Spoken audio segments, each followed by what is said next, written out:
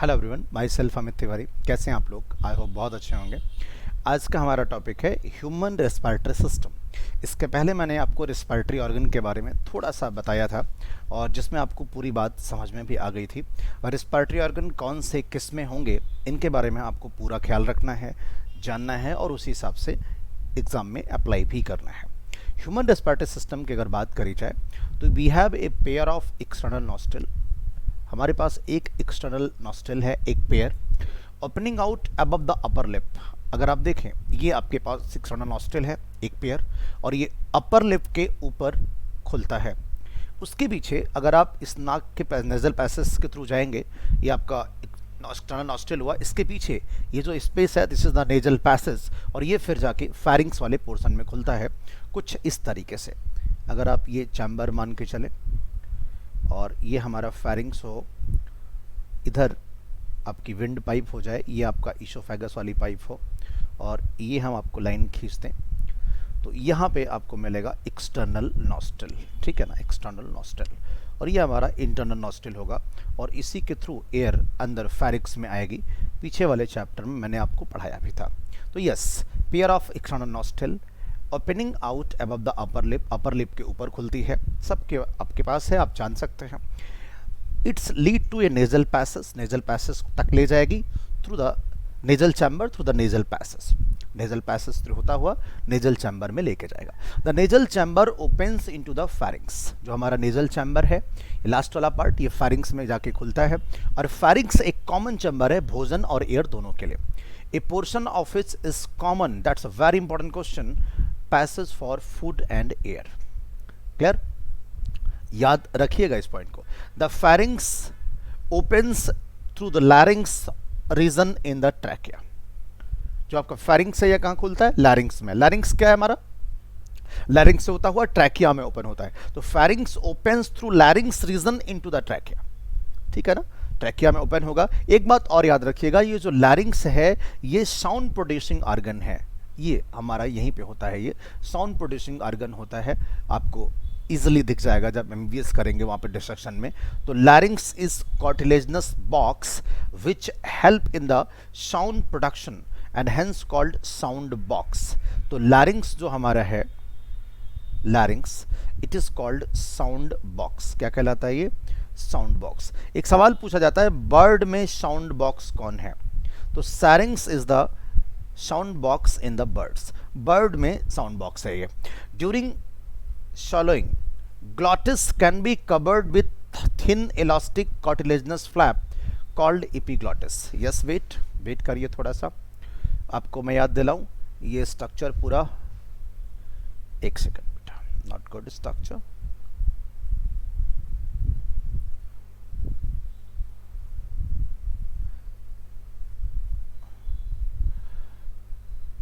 अगर आप यहां पे देखें, ये आपका मान लीजिए तो स्ट्रक्चर हो गया। जब एयर अंदर आती है यहां पे, याद रखिएगा, यहां पे एक कवरिंग होती है, this is epiglottis. This epiglottis, ये हमारा ग्लॉटिस है, दिस इज ग्लॉटिस, और ये हमारा ईसोफेगस है, ये हम आपको पहले पढ़ा चुके हैं।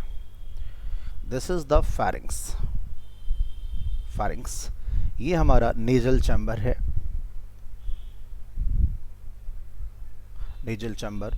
ये हमारा एक्सटर्नल नॉस्ट्रिल है। ठीक है, अब बात को समझिए। क्या आपकी एनसीईआरटी ने लिखा है कि, ध्यान से सुनिएगा, बहुत ईमानदारी से समझिएगा। During swallowing, glottis can be covered by thin elastic epiglottis. ये क्या है? थिन है, पतली है, इलास्टिक कार्टिलेज का बना होता है।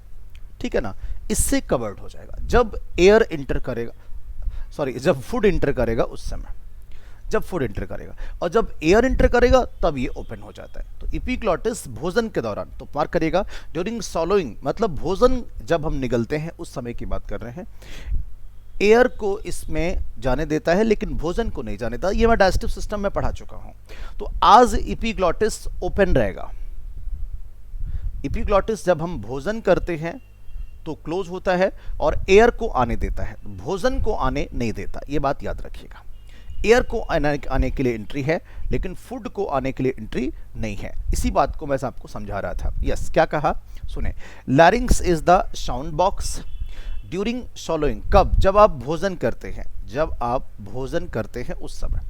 Covered with thin elastic cartilaginous flap called epiglottis to prevent the entry of food. क्या प्रिवेंट करने के लिए? Entry of food into the larynx में।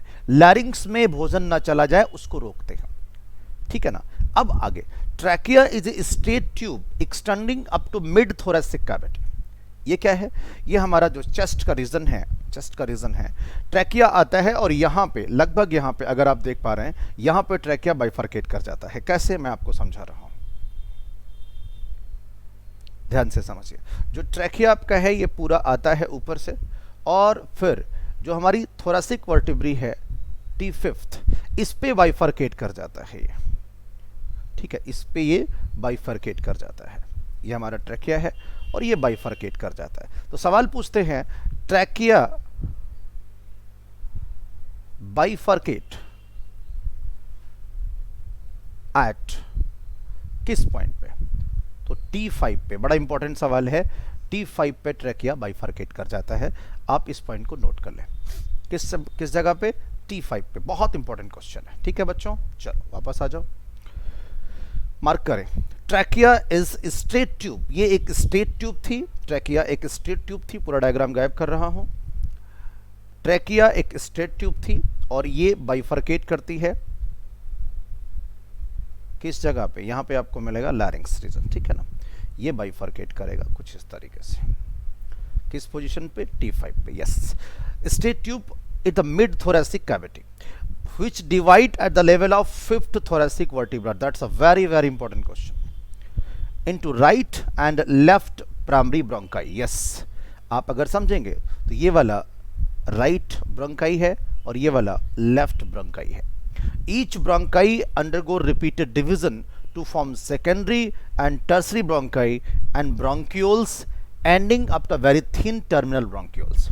हम आपको इसको समझा रहे हैं, बस आप थोड़ी सी बात मेरी सुने, आपको सब बातें समझ में आएंगी। यहाँ पे समझना जाता है।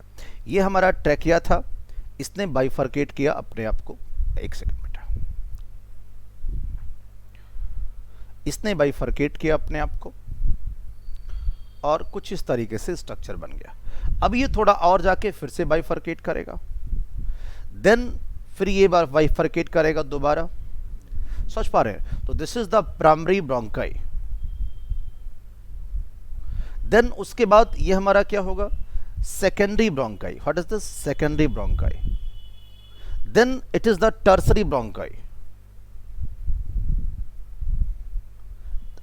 समझ पा रहे हैं एक एक करके? तो yes, primary bronchi, secondary bronchi, tertiary bronchi, and उसके बाद अगर आप देखेंगे तो यहां पे मिलेगा आपको bronchioles. Bronchioles, primary, secondary, tertiary and then terminal bronchioles. Terminal bronchioles क्या मिलेंगे? टर्मिनल, दोनों तरफ, लेफ्ट राइट दोनों साइड, राइट भी इस तरफ और लेफ्ट साइड में भी। बात को समझना। एक डायग्राम आपको दिखा देता हूं, ये देखिए यहाँ पे, ध्यान से समझना। ये हमारा ट्रैकिया था, यहाँ पे एक बाइफर्केशन यहाँ पे हुआ है, T5 पे बाइफर्केशन हुआ है। उसके बाद ये जो नाम हमारा है, this is what? This is primary bronchi, primary bronchi. उसके बाद अगर आप देखेंगे यहाँ पे फिर से बाइफर्केशन हो रहा है, दिस इज सेकेंडरी ब्रोंकस का है या सेकेंडरी ब्रोंकाई का है, एक ही बात है भाई, ये भी हमारा सेकेंडरी ब्रोंकस होगा। उसके बाद आप देखें फिर से आगे बढ़ेगा, दोबारा ये बाइफर्केट कर रहा है, देन टर्सरी ब्रोंकाई। उसके बाद और आगे बढ़ने पे ढेर सारा जब ब्रोंकाई बन जाएगा, उसके बाद ब्रोंक्यूल्स बनेंगे बाइफर्केशन करके, फिर उसके बाद टर्मिनल ब्रोंक्यूल्स बनेगा। तो यस, ट्रैकिया, देन उसके, आप इसको नोट कर लेना, देन प्राइमरी ब्रोंकाई, देन उसके बाद सेकेंडरी ब्रोंकाई, देन उसके बाद टर्सरी ब्रोंकाई, देन उसके बाद ब्रोंक्यूल्स,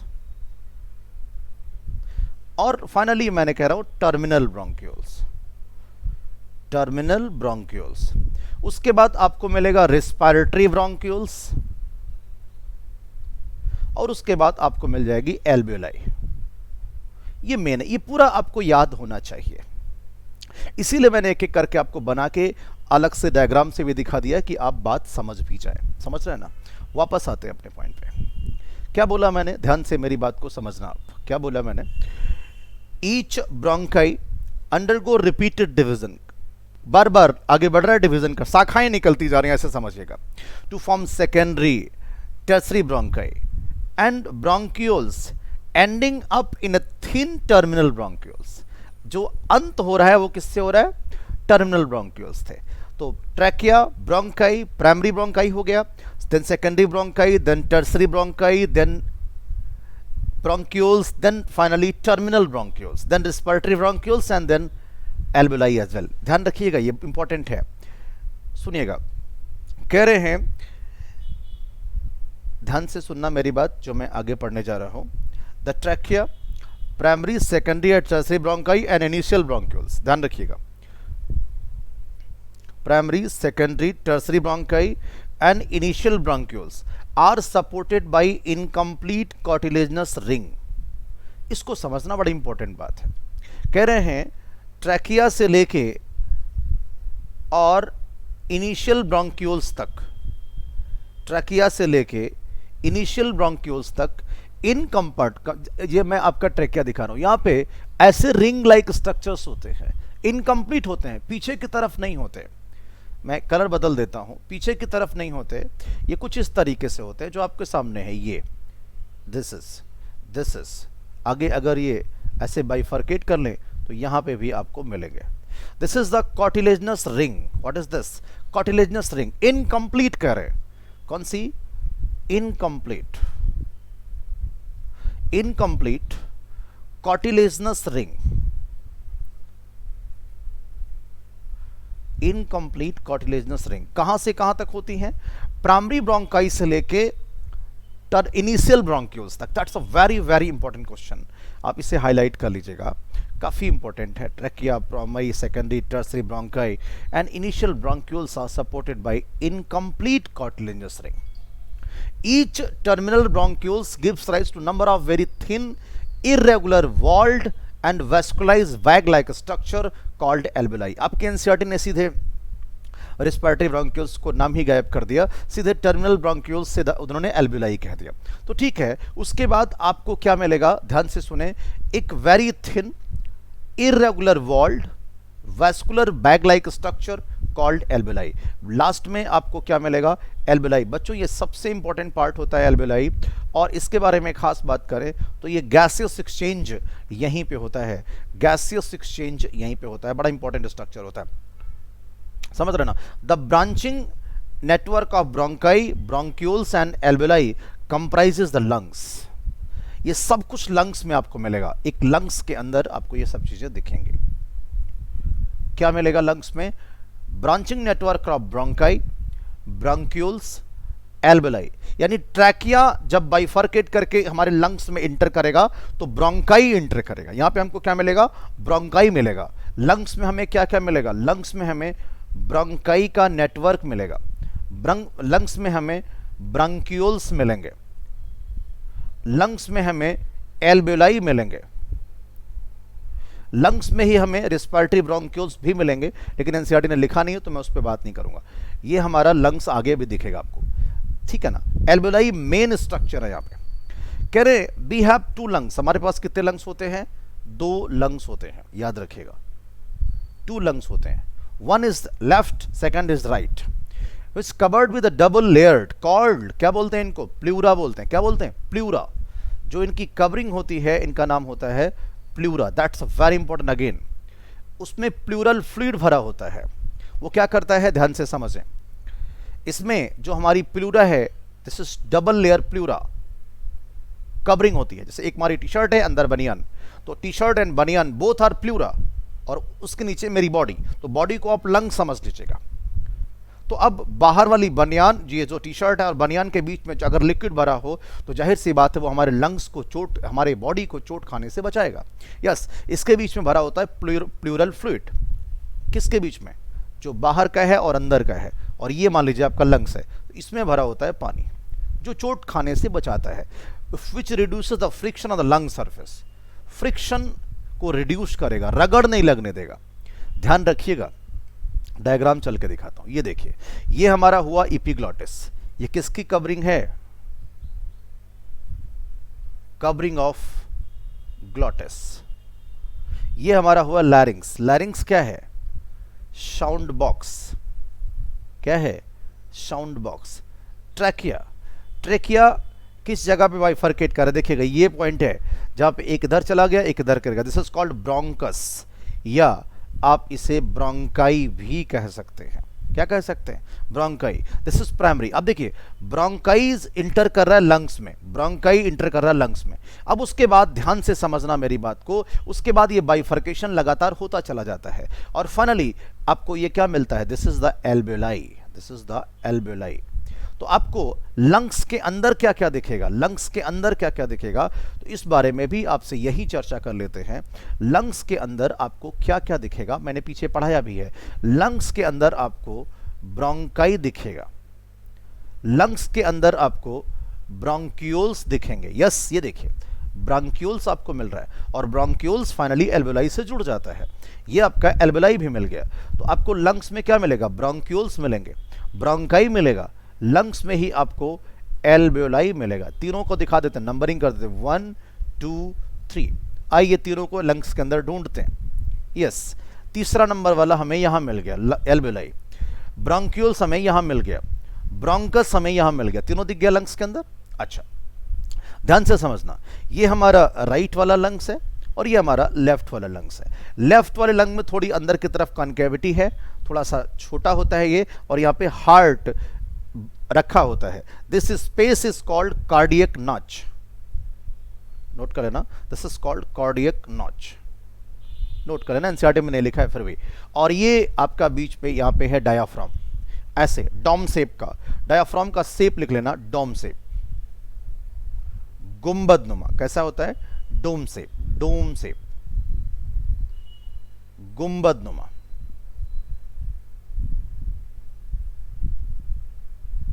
कैसा है ये? डोम शेप, गुंबद नुमा। ये बाद में आगे काम आने वाला। डायाफ्राम हमारी पिक्यूलर प्रॉपर्टी में आता है। तो ये तो हो गया हमारा लंग्स, ये हो गया हमारा epiglottis, larynx, trachea. Trachea bifurcate at T5, यहां पे भी मैंने एक बार बात कर दी, पूरा मिटाने जा रहा हूं।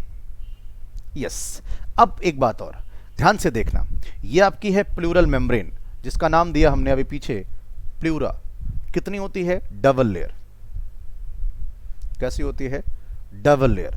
इसमें भरा होता है प्लूरल फ्लूइड। क्या भरा होता है? इसके अंदर प्लूरल फ्लूइड भरा होता है, which reduces friction, which reduces friction, जिससे लंग्स को रगड़ नहीं लगेगी किसी भी सूरत में। समझ रहे ना? बहुत ही इंपॉर्टेंट है। और ये हमारा एंड ऑफ रिब्स है। ये हम आपको आगे लोकोमोशन चैप्टर में बताएंगे कि एक्चुअल में है क्या। सारी बातें हो गई। ये हमारा ट्रैकिया था, then bronchi, then secondary bronchi, tertiary bronchi, initial bronchioles, terminal bronchioles, then respiratory bronchioles, then alveoli. ये पूरा सिस्टम हमारा है, नेटवर्क। यानी दिस नेटवर्क जो कि लंग्स में है, ब्रोंकाई है, secondary, tertiary and so on. उसके बाद हमारे ब्रोंक्यूल्स हैं, हमारे एल्वेलाई है, ये सब के सब हमारे लंग्स में पाए जाते हैं। और एयर हमारी इंटर करती है नॉस्टल से होते हुए, ट्रैकिया से होते हुए, प्राइमरी, सेकेंडरी, टर्सरी ब्रोंकाई से होते हुए, इनिशियल ब्रोंक्यूल्स से लेकर टर्मिनल ब्रोंक्यूल्स से होते हुए एल्वेलाई तक जाती है। और बच्चों, एल्वेलाई के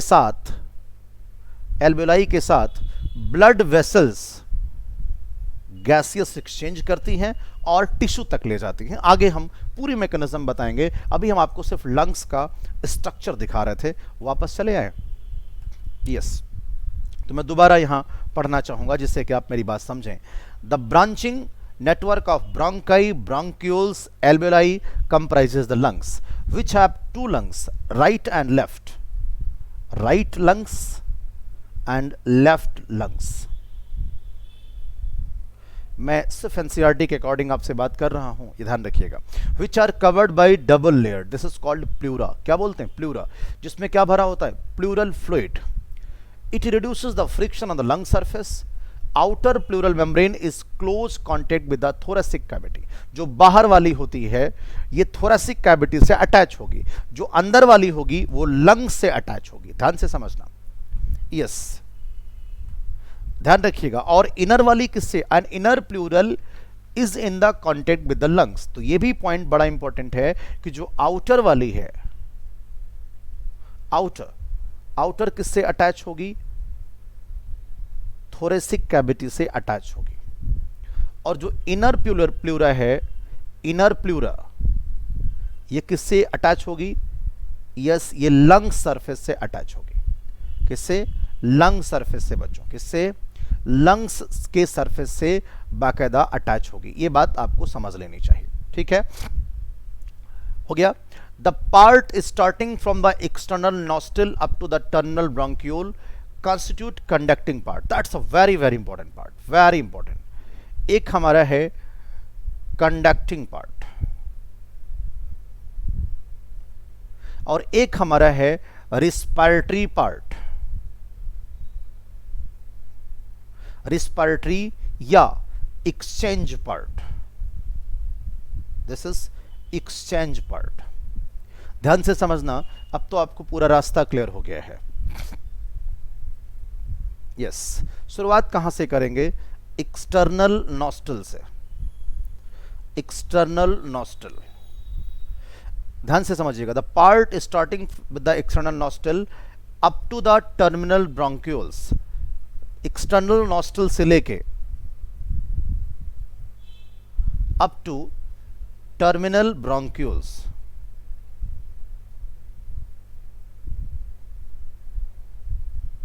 ये क्या कहलाता है, कंडक्टिंग पार्ट। ये सिर्फ एयर को लेके जाता है और किसी भी पार्ट में रोल प्ले नहीं करता। क्या लिखा है, constitute the conducting part, it provide the way where the alveoli and their duct, alveoli ध्यान रखिएगा, alveoli and alveolar duct, alveolar duct क्या रखते हैं, क्या कहते हैं, रेस्पिरेटरी या exchange part of respiratory system. बहुत ही महत्वपूर्ण सवाल है, इसको अच्छे से आपको याद करना है। क्या है, कह रहे हैं कि part starting from the external nostril up to the terminal bronchioles, मतलब external nostril, nasal chamber, pharynx, trachea, primary bronchi, secondary bronchi, tertiary bronchi, primary bronchioles, secondary bronchioles, tertiary bronchioles, terminal bronchioles, सब के सब conducting part के part हैं। Where alveoli and their duct are known as respiratory या exchange part of respiratory system. ध्यान से समझने, अगली वाला लाइन बेहद खास और बेहद इंपॉर्टेंट है। क्या है उसको भी समझना है। जो हमारा कंडक्टिंग पार्ट है, transport the atmospheric air to the alveoli. Atmosphere की एयर को ये किसको प्रोवाइड करता है, एल्वेलाई को प्रोवाइड करता है। क्लियर फ्रॉम फॉरेन पार्टिकल्स, इसका एक और काम है, कोई फॉरेन पार्टिकल आ जाए उस एयर के साथ तो उसको साफ भी करता है, उसको हटा देता है। ह्यूमिडिफाई, टेम्परेचर को ह्यूमिडिफाई, कहीं ना कहीं अगर उसके साथ नमी भी है तो उसको भी हटा देगा। Also bring the air to body temperature. ये क्या मतलब है, इसको बोलते हैं एक्चुअल में एयर कंडीशनिंग इफेक्ट। अगर आपने कभी पढ़ा हो तो कोई पढ़ा है तो ठीक है, नहीं तो कोई दिक्कत वाली बात नहीं है, सुन लीजिए बस ऐसी, एयर कंडीशनिंग इफेक्ट बोलते हैं। इसका मतलब क्या है, अगर टेम्परेचर मान लीजिए हवा, कोई हम ऐसी एयर ले रहे हैं जो गर्म है, ज़्यादा गर्म है, हमारे बॉडी की टेम्परेचर ज़्यादा है, तो उसको कम करके फिर अंदर लंग्स में भेजेगा। बाहर की हवा बहुत ठंडी है तो उसके टेम्परेचर को बढ़ाएगा, उसके बाद हमारे बॉडी एल्वेलाई में भेजेगा। तो ये लाइन बड़ी इंपॉर्टेंट है कि it brings the air to the body temperature. ध्यान से समझिएगा, हम सिर्फ समझते हैं कंडक्टिंग पार्ट का काम सिर्फ एयर को ले जाना है, नहीं, ये ले तो जाता ही एटमॉस्फेरिक एयर को, फॉरेन पार्टिकल अगर कोई आ गए तो उसको क्लियर भी करते हैं, एयर को ह्यूमिडिफाई भी करते हैं और टेम्परेचर, बॉडी के टेम्परेचर तक लेके आते हैं। ये बड़ी इंपॉर्टेंट बात है। तो ये तीन फंक्शन हैं जिनको आपको पॉइंट आउट कर लेना है। पहला तो एयर को लेके जाते हैं, दूसरा it clear from foreign particles, तीसरा humidify, and fourth is brings the air to the body temperature. ये फंक्शन बेहद इंपॉर्टेंट है, यानी conducting part play very important role. अच्छा, exchange part is the site of actual diffusion of O2 and CO2 between blood and atmospheric air. जो exchange part है, यहां पे actual में ऑक्सीजन का लेना हो रहा है। ऑक्सीजन एक्चुअल में ये ऑक्सीजन क्या करता है, यहां पे oxygen take and CO2 give, CO2 देते हैं। मैं अपनी भाषा में आपको बता रहा हूं, CO2 देते हैं और ऑक्सीजन लेते हैं। एल्वेलाई में जब एक्सचेंज होता है, जब एल्वेलाई के साथ ब्लड वेसल्स आके जुड़ती है तो अपने CO2 को एल्वेलाई में डाल देती है और यहां से ऑक्सीजन लेके फिर टिश्यू के पास तक चली जाती है। ओवरऑल मैं अगर फाइनली एक लाइन आपसे कहना चाहूं और आप मेरी बात समझ पाएं, तो exchange part is the site of actual diffusion of O2 and CO2। Actual में ये एक्सचेंज पार्ट है कौन सा, या एक्सचेंज होता है एल्वेलाई के बीच में। Alveoli is the site of gases exchange. Site आगे खूब समझ में आएगा आपको, अभी थोड़ा भी तकलीफ हो रहा होगा तो सब क्लियर होगा। साइट ऑफ गैसियस एक्सचेंज, एक एक वर्ड जैसा कि आज तक समझ में आया है तो आगे भी समझ में आएगा, बस आप सिर्फ सुनते रहें हमारी बात। क्लियर? तो दो पार्ट पूरा आपको क्लियर हो गया, एक्सटर्नल नॉस्ट्रल से लेके और एल्वेलाई तक। मेरे पास एक डायग्राम भी है, मैं वो भी दिखाना चाहूंगा आपको। ये आपके सामने डायग्राम मैंने डिस्प्ले किया है, ये भी आप देखें ध्यान से। देखिए ये डायग्राम आपके पास है, दिस इज द माउथ या ओरल कैविटी। अब यहां से भी आप एयर को ले सकते हैं अंदर, कोई प्रॉब्लम नहीं है, लेकिन यहां से लीजिए, ये ज़्यादा अच्छा है, तरीका अच्छा है। नॉस्ट्रल, नॉस्ट्रल में भी आप इसे कह दीजिए एक्सटर्नल नॉस्ट्रल। क्या कह दीजिए?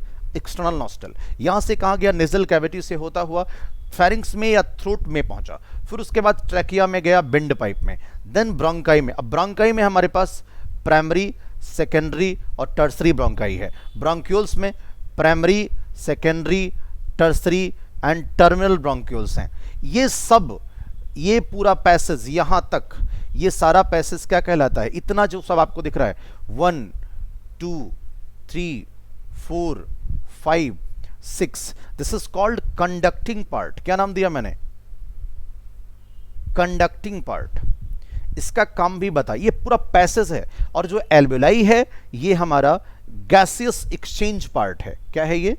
एक्सचेंज पार्ट है। अगर आपसे कल को, मैं मिटा दे रहा हूं अब इसको लिखने के बाद, अगर आपको कल को कोई आपसे पूछे कि मुझे ये बताओ कि एयर पाथवे कहां से कहां है, तो एक्सटर्नल नॉस्ट्रल से शुरू होता है, then nasal cavity, then pharynx, then trachea, then bronchi, then bronchioles. अब ब्रोंकाई में प्राइमरी, सेकेंडरी, टर्सरी, और ब्रोंक्यूल्स में भी primary, secondary, tertiary and terminal as well.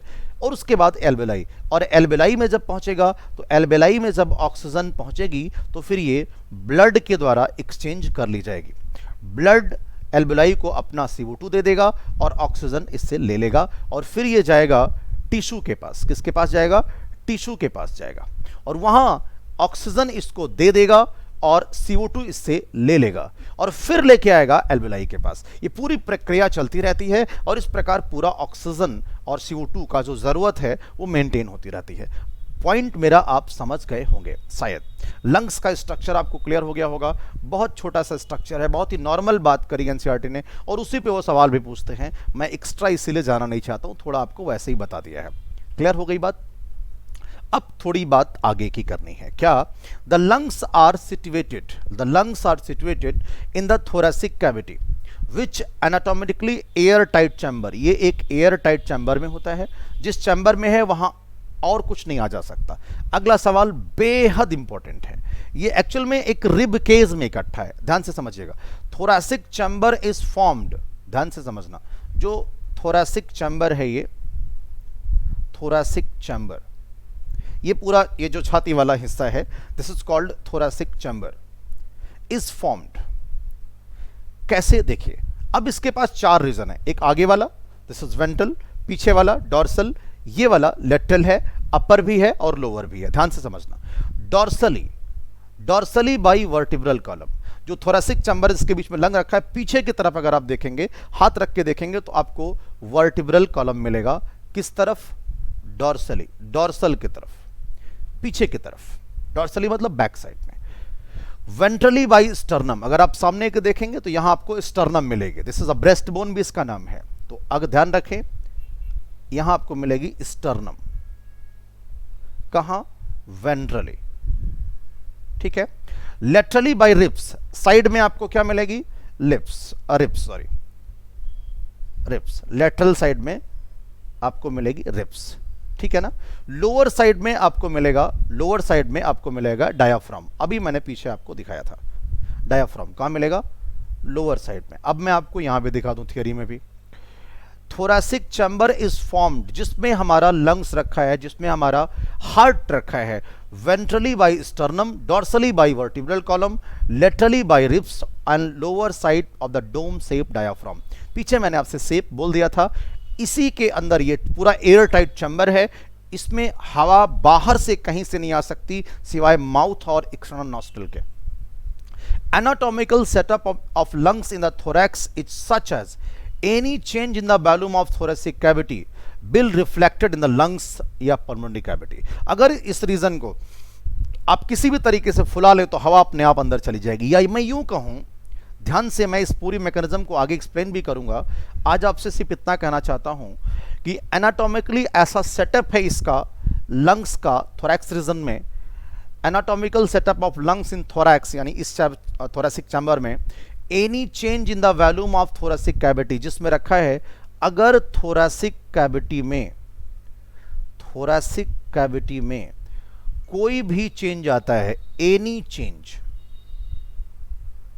Change in volume, तो आपका जो पल्मोनरी कैविटी का जो है, पल्मोनरी जिसमें जो लंग्स रखा है, पल्मोनरी कैविटी, इसका जो वॉल्यूम है वो अपने आप चेंज कर जाएगा। बात सोच पा रहे हैं, यानी एनी चेंज, मतलब अगर थोरैक्स रीजन में कोई भी वॉल्यूम का चेंज हुआ, हमारी थोरैसिक की छाती फूल जाएगी तो लंग्स में अपने आप हवा चली जाएगी। Such an arrangement is essential for breathing, और ये कुदरत का बहुत ही नायाब गिफ्ट है। As we can not directly alter the pulmonary volume, otherwise हम अपने पल्मोनरी वॉल्यूम को बदल नहीं सकते थे। गॉड ने बहुत बड़ी नियामत दे रखी है हमें। हम अगर इतना बढ़िया सेटअप बना रखा है इस थोरैसिक चैम्बर का, जो कि dorsally ventral column, ventrally sternum, laterally ribs, lower side में डोम शेप से घिरा हुआ है, इतना बढ़िया बना रखा है, एयर टाइट चैम्बर है ये, एनाटॉमिकल सेटअप इतना शानदार है इसका कि अगर थोड़ा सा भी वॉल्यूम बदलता है थोरैसिक कैविटी का तो तुरंत पल्मोनरी वॉल्यूम भी बदल जाएगा, पल्मोनरी कैविटी का वॉल्यूम भी चेंज हो जाएगा, ठीक है। थोड़ा सा भी होगा तो दिखेगा। तो ये सबसे बड़ा इंपॉर्टेंट सवाल यहाँ पे यही है कि थोरैसिक कैविटी का फॉर्मेशन, थोरैसिक चैम्बर कैसे बना है। ये एक एयर टाइट चैम्बर है, और ये भी इंपॉर्टेंट पॉइंट है कि एनाटॉमिकल सेटअप इतना शानदार है कि अगर थोड़ा सा भी चेंज होगा तो immediate reflected in the pulmonary cavity as well. तो ये तो पूरा लंग्स का पूरा सेटअप था जो मैंने आपको बताया कि कैसे कैसे इन स्टार्टिंग होगी, कहाँ से शुरू होगा।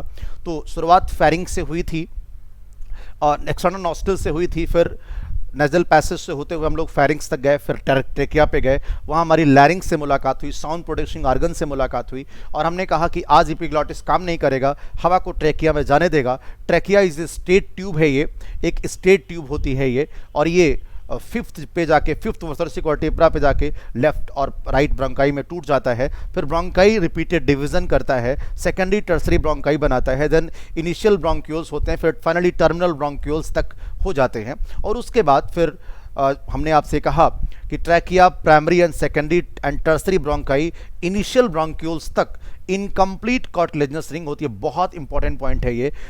Each terminal bronchioles finally opens into the alveoli, ये वाला पॉइंट डिस्कस हुआ। उसके बाद हमने आपसे कहा कि लंग्स में क्या क्या होता है, तो नेटवर्क ऑफ ब्रोंकाई हमको मिला था, ब्रोंक्यूल्स मिला, एल्वेलाई था, ये सब आपको लंग्स में मिला। फिर हमने कहा लंग्स में दो मेम्ब्रेन है, this is called pleura. Lungs भी टोटल दो हैं और दोनों प्लूरा के बीच में प्लूरल फ्लूइड भरा होता है जो फ्रिक्शन को कम करता है। आउटर जो मेम्ब्रेन होती है वो हमारी थोरैसिक कैविटी से चिपकी होती है और जो अंदर वाली है वो लंग्स के साथ चिपकी होती है। यहाँ पे हमने आपको दिखाया कि कैसे कैसे ट्रैकिया से लेके फाइनली एल्वेलाई तक गए हैं। उसके बाद ये पूरा डायग्राम आपको दिखाया, एक एक बात आपको बताई, डायाफ्राम का शेप बताया, डोम शेप का, इसको बताया कि एक कार्डियक नाच है जिसमें हार्ट इकट्ठा होता है, एक गड्ढा, एक खांच है जिसमें हार्ट फिट होता है लेफ्ट वाले में, ये बात याद रखिएगा, ठीक है ना। पूरा पॉइंट डिस्कस हो गया। उसके बाद हमने आपसे कहा कि पूरा एक्सटर्नल नॉस्ट्रल से लेके और एल्वेलाई तक दो पार्ट होते हैं। एक का नाम है कंडक्टिंग पार्ट जो एक्सटर्नल नॉस्ट्रल से होके और टर्मिनल ब्रोंक्यूल्स तक जाता है। दूसरे का नाम है रेस्पिरेटरी या एक्सचेंज पार्ट जो एल्वेलाई और एल्वेलर डक्ट से मिलकर बना होता है। फिर आपसे कहा गया कंडक्टिंग पार्ट जो है ये एयर को तो ले ही जाता है एल्वेलाई तक, साथ ही साथ फॉरेन पार्टिकल को क्लियर भी करता है, ह्यूमिडिफाई भी करता है और टेम्परेचर को बॉडी टेम्परेचर तक लेके भी आता है, एयर के टेम्परेचर को। Exchange part actually takes place in the alveoli, ये बात मैंने आपसे कही, जहां पे ऑक्सीजन और CO2 का आदान प्रदान होता है ब्लड के बीच में। फिर हमने कहा आपसे कि ये जो जिसमें लंग्स रखा हुआ एक एयर टाइट चैम्बर है, थोरेसिक चैम्बर बनता किससे है? Dorsally by vertebral column, ventrally by sternum, laterally by lips, lower side में डोम शेप डायाफ्राम होता है। एनाटॉमिकल सेटअप इतना शानदार है कि अगर थोरेसिक वॉल्यूम थोड़ा भी बदलता है तो तुरंत पल्मोनरी कैविटी का वॉल्यूम भी बदल जाता है और ये ब्रीदिंग के लिए बहुत ही आवश्यक है। इनडायरेक्टली और कोई हमारे पास तरीका नहीं था जिससे कि हम पल्मोनरी वॉल्यूम को बदल सकते। अब इसके आगे बात करते हैं। यस, पूरा हमने पैसेज भी आपको दिखा दिया था, ये भी खूब पूछा जाता है एग्जाम में नीट के, ये भी याद रखिएगा। अब एक्चुअल में कैसे कैसे प्रोसेस होगी इसको समझना है। Respiration involves the following step. पहला, ध्यान से सुनना, पहला स्टेप, ये पांचों स्टेप आपको इसकी सीक्वेंस भी याद होनी चाहिए और हम पूरे चैप्टर में इसको समझाने का प्रयास भी करेंगे। ब्रीदिंग और pulmonary ventilation by which atmospheric air is drawn into CO2 and rich alveolar air is release out. Breathing या पल्मोनरी वेंटिलेशन दूसरा नाम, by which atmospheric air is drawn in and CO2 rich alveolar air is released out। ये हुआ breathing जिसमें CO2 बाहर जाएगी और oxygen अंदर आएगी, ये पहली घटना है और ये होगा कहाँ? एल्वेलाई और ब्लड वेसल्स में। फिर क्या होगा? डिफ्यूजन ऑफ गैसेस होंगी O2 और CO2 की अक्रॉस द एल्वेलर मेम्ब्रेन। ये बात एक एक आपको रट जाएगी, अभी आप सिर्फ सुन लीजिए। जो हमारा एल्वेलाई है यहाँ पे आपका ऑक्सीजन पहुंचा है और CO2, ये बगल में हमारी ब्लड वेसल है, ये ब्लड वेसल है, ये CO2 को इसमें रिलीज कर देगी और यहां से ऑक्सीजन ले लेगी। समझ पा रहे ना? तो ये अंदर आया है, पहले ध्यान से मेरी बात समझना, अंदर पहले एक्सचेंज हो रहा है O2 CO2 बॉडी के बाहर अंदर, उसके बाद डिफ्यूजन ऑफ गैसेस हो रही हैं अक्रॉस एल्वेलर मेम्ब्रेन। ये पॉइंट है सेकंड वाला, ये मैं आगे आपको समझाऊंगा। उसके बाद जब इस ब्लड वेसल्स में ऑक्सीजन आ जाएगी तो ये लेके जाएगा टिश्यू तक। कहां ले जाएगा? टिश्यू तक। Transport of gases by blood कहां तक? Up to tissue. आप ये लिख लें, अप टू टिश्यू। ये पॉइंट बेहद शानदार था, मुझे उम्मीद है कि आप मेरी बात समझ गए होंगे। कहां तक ले जाएगा? टिश्यू तक। तो पहला, बॉडी के अंदर ऑक्सीजन आई और CO2 रिलीज हो गया, ये जो सांस लेना आप बोलते हैं। दूसरा, O2 और CO2 का एक्सचेंज हुआ एल्वेलर मेम्ब्रेन के थ्रू, यानी कि एल्वेलाई में। उसके बाद ये ब्लड, जो कि कौन सा ब्लड है? ऑक्सीजनेटेड ब्लड है। कौन सा वाला? Oxygenated blood. ये कहां जाएगा बच्चों? ये जाएगा टिश्यू तक। उसके बाद टिश्यू में भी, फिर से टिश्यू में भी ब्लड के बीच में और टिश्यू के बीच में भी आदान प्रदान होगा। कैसे? टिश्यू CO2 देगा और ऑक्सीजन लेगा। Yes, diffusion of O2 and CO2 between blood and tissue. और फिर से यूटिलाइजेशन ऑफ O2 होगा, कैटाबॉलिक रिएक्शन होगी, जो आप ऑलरेडी चैप्टर नंबर 14 में पढ़ चुके हैं। मैं पूरी बात फिर से समझाऊंगा। सबसे पहला ब्रीदिंग हुआ। ब्रीदिंग में क्या होता है? बॉडी के अंदर ऑक्सीजन आती है और CO2 बाहर जाती है, ये पहली घटना। उसके बाद ये कहां पहुंचेगा? एल्वेलाई तक। उसके बाद ये कहां पहुंचेगा? एल्वेओलाई तक। और जब एल्वेलाई में पहुंचेगा तो वहां पे डिफ्यूजन ऑफ गैसेस होंगी alveolar membrane and blood vessels के बीच में। फिर transport of gases by blood. कौन सी गैस का ट्रांसपोर्ट? ऑक्सीजन जाएगा टिश्यू तक। कहां तक? टिश्यू तक। फिर उसके बाद ये ऑक्सीजन जब पहुंचेगा टिश्यू तक तो ब्लड और टिश्यू के बीच में दोबारा डिफ्यूजन होगा और अब टिश्यू के पास क्या पहुंच गया? ऑक्सीजन। और टिश्यू के पास ऑलरेडी फूड पहले से है। अब ये बर्निंग करेगा और ATP प्रोवाइड करेगा। This is called internal respiration. क्या बोलते हैं इसको? Internal respiration. और ये हम आपको चैप्टर नंबर 14 में प्लांट वाले रेस्पिरेशन में पढ़ा चुके हैं। Utilization of O2 by cells of catabolic reaction, और रिजल्टेंट क्या होगा, CO2 निकलेगा, और फिर इस CO2 को लेके जाएंगे और फिर से यहां सेकंड वाले पॉइंट पे एक्सचेंज करेंगे। आई प्रॉमिस टू यू, अभी आप ये सीक्वेंस आज याद कर लीजिए, जब चैप्टर खत्म होगा तो ये सीक्वेंस ही तो मुझे याद करानी है। आने वाले टॉपिक में मुझे आपको यही तो पढ़ाना है कि डिफ्यूजन ऑफ एल्वेओलर मेम्ब्रेन कैसे होता है, टिश्यू का ट्रांसपोर्ट ऑफ गैसेस कैसे होती हैं, ब्लड और टिश्यू के बीच में एक्सचेंज कैसे होता है। तो ये तीन पॉइंट ये और एक पॉइंट ये एक अभी आगे दोबारा समझाया जाएगा। ये पांचवा पॉइंट आपको पढ़ाया जा चुका है, तो आने वाले टॉपिक में आगे इन्हीं चीजों को डिस्कस करना है। लेकिन माय डियर याद रखें कि रिस्पिरेशन में ये 5 चीजें होती हैं, ब्रीदिंग उसमें से एक पार्ट है। तो कभी कभी ब्रीदिंग को इसीलिए रेस्पिरेशन कह दिया जाता है, because it is the part of this. तो आज के वीडियो में इतना ही। मेरी बात शायद आपको समझ में आ गई होगी, थोड़ी कम अगर कोई बात समझ में आई तो आगे के टॉपिक में और क्लियर होगी। तो प्लीज पूरा वीडियो देखें, लास्ट तक देखें, हर टॉपिक को देखें, तब चीजों को क्लियर करें। एक टॉपिक एक हेडिंग से कोई चीज क्लियर नहीं करी जाती। प्रीवियस ईयर के क्वेश्चंस लगाते रहें। Thank you.